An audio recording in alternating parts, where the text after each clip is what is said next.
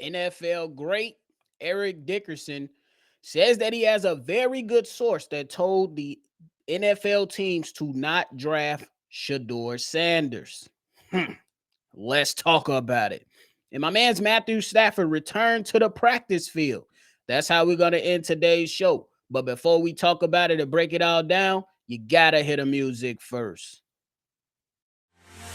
Welcome to your number one spot for all NFL news and content, NFL Central.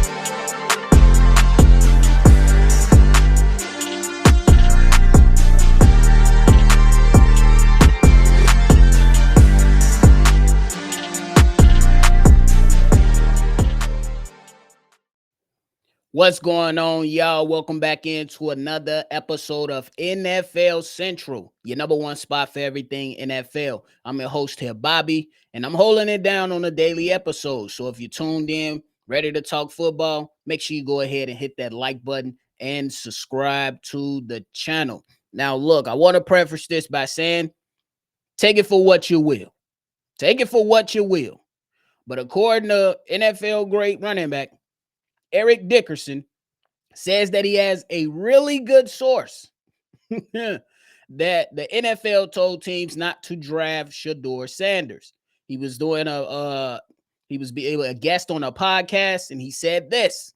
I tell you this much, what I heard from someone that's in the NFL, that the NFL told teams don't draft him. Do not draft him. We're going to make an example out of him, and this came from a very good source. A very good source, end quote. Y'all remember while the draft was going on, Mel Kiper, just about every single day, every time he touched the mic, was banging the table and damn near bust his head on that table, banging his head on the table, ultimately, figuratively, not literally. He had a lot to say about Shedeur Sanders. I remember one thing that he said. He said this: the NFL has been clueless for 50 years when it came to evaluating quarterbacks. Clueless. They have no idea what they're doing in terms of evaluating quarterbacks. That's proof. There's proof of that. They say we know exactly what we're talking about when it comes to quarterbacks. Emphatically, he ends it by saying they don't, end quote. Now, look, I remember that day like it was yesterday, because I spent a lot of time covering the NFL draft for my team, the Chicago Bears. But as a fan of the NFL, I got to call out BS when I see it.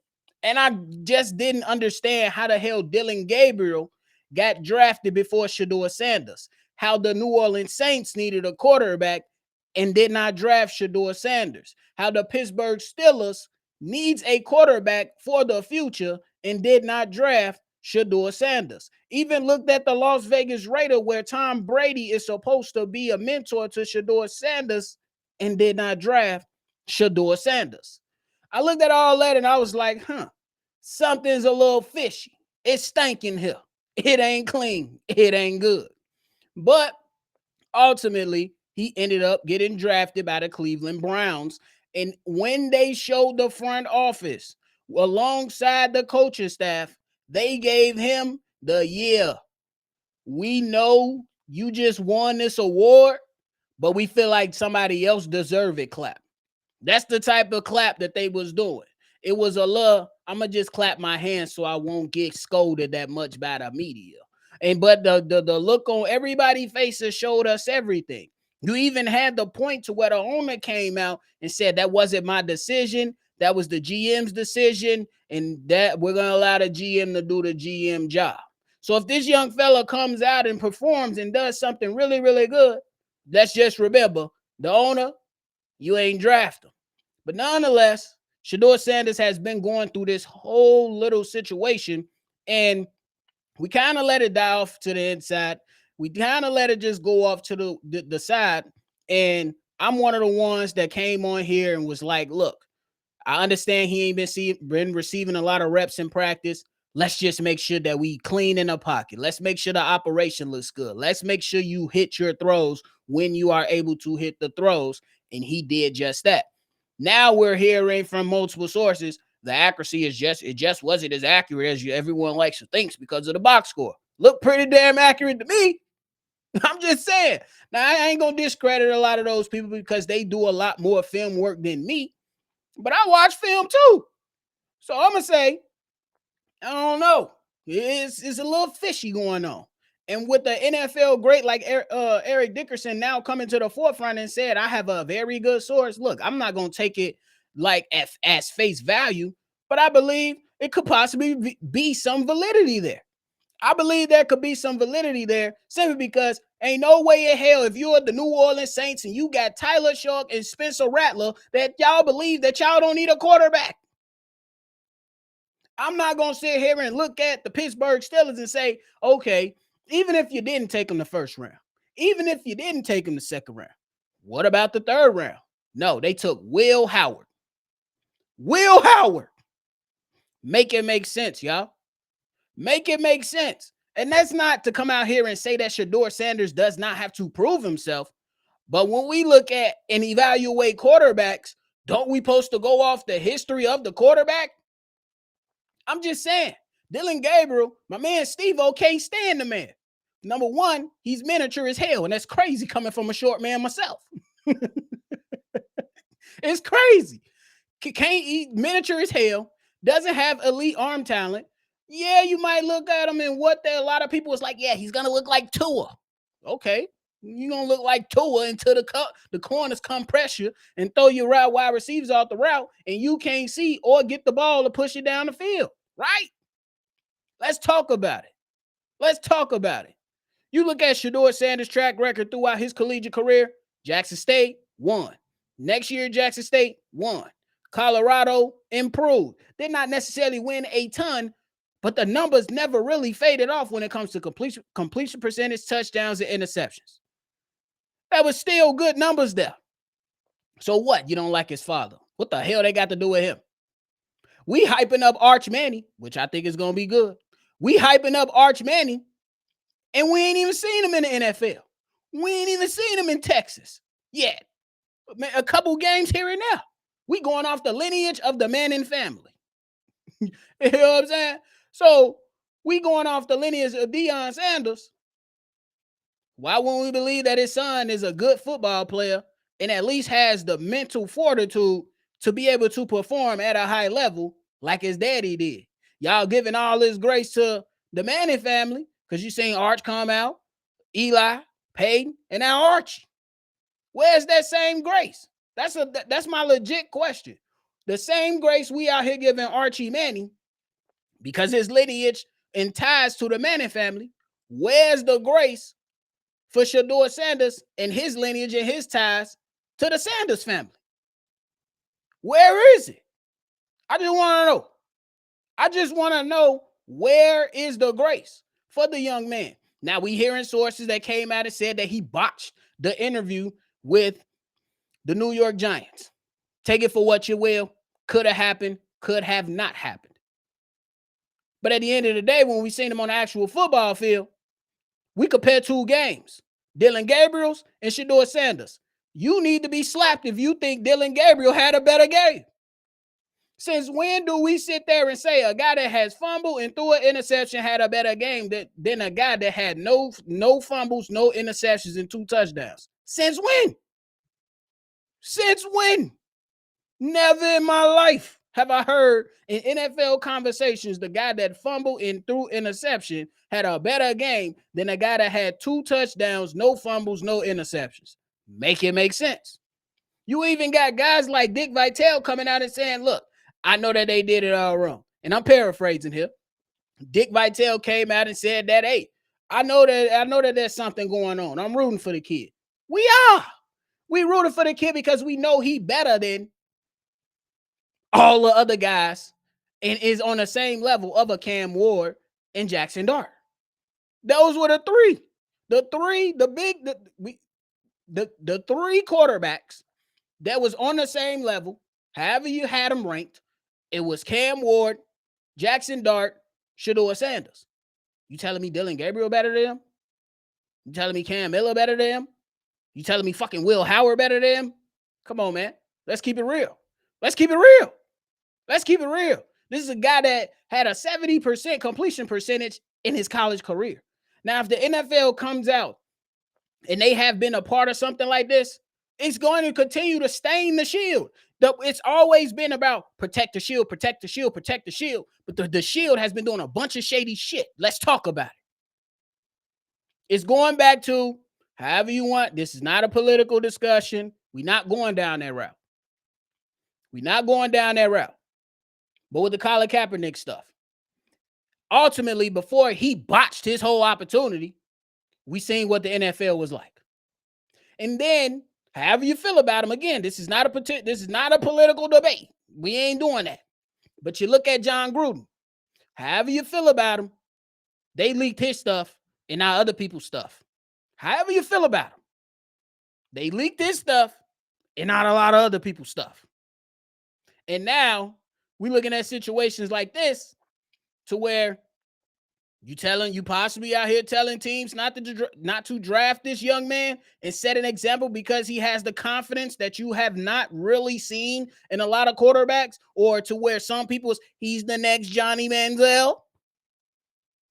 Let's be honest about these conversations. Don't come in my comments talking about anything political. I don't want to hear that shit.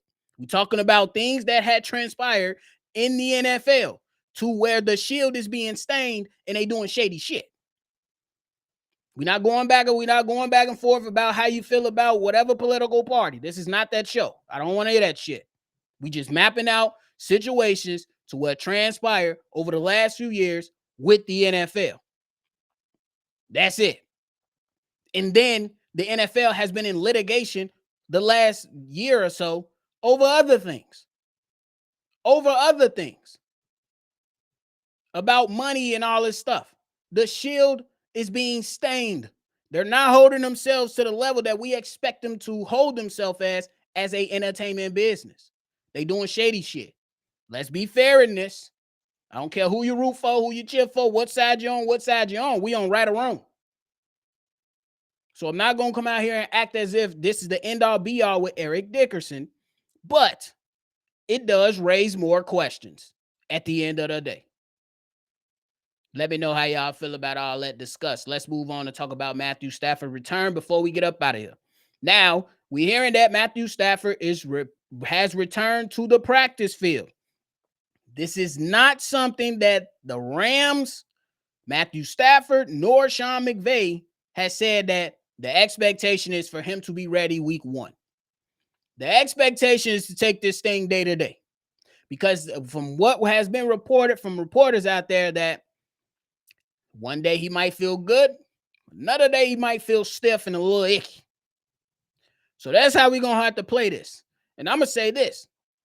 Listening and talking to some of former players that actually played with Matthew Stafford or watched him play and talked to him behind the scenes, this is something that has been around his career for a while now with injuries and not practicing a couple days, but then showing up on Sundays. This is something that we can probably anticipate is going to happen once the season rolls around. And I'm going to say, I hope the man be's healthy, because these guys have Super Bowl aspirations, and I think they can really push for a Super Bowl, at least make it there in the NFC. The only team that I think that really is like above them without much conversation or argument is the Philadelphia Eagles. But the Rams are not that far behind, because we looked at them in a playoff game and they was literally a drive away. Now it's all said and done. They did not complete anything. They did not finish anything, but we seen how close they really were versus how a lot of people are propping up the Commanders, which I think will be good this season, but they have to show me and put it on wax. They were saying that the Commanders are close or number 2 in the NFC. If we ranking them, I'm going Eagles and Rams. Y'all can discuss the other 3 or what the other 7 or 8 that make it to the playoffs. Figure it out on your own. I just know that those 2 teams, those are the creme de la creme, the cream of the crop, however you want to put it out there. Those 2 teams are the teams to watch out for Super Bowl aspirations. And for the Rams, as long as Matthew Stafford is available on Sunday. Now, I threw a caveat in there like last week and pretty much said that, look, if he has to miss a game, I'm not mad at Jimmy Garoppolo stepping in for a game or two, but you're not getting to no Super Bowl if Matthew Stafford is not available for majority of this season. And I stand on that.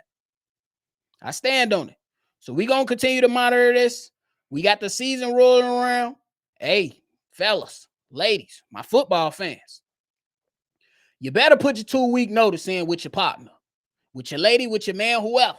Put the 2-week notice in. Hell, if you got to get a dog a 2-week notice, let them know. 2 weeks. And in football, we rolling back around and it's cracking. You still got a little bit more time. But hey, that is it for me today, y'all. I appreciate y'all for tuning in to another episode. Before y'all get up out of here, make sure you hit that like button and subscribe to the channel. More NFL news topics are on the way. We got more games tonight. We had a game yesterday. We had some games yesterday. And we rolling. It's going to be a bad week when we ain't got no football at all. But guess what's going to be coming right after that?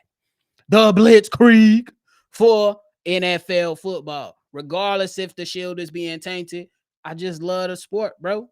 That does not absolve the shield from not having to clean up their mess. Because we love this game. We love this sport. Clean up y'all shit. That's all we saying.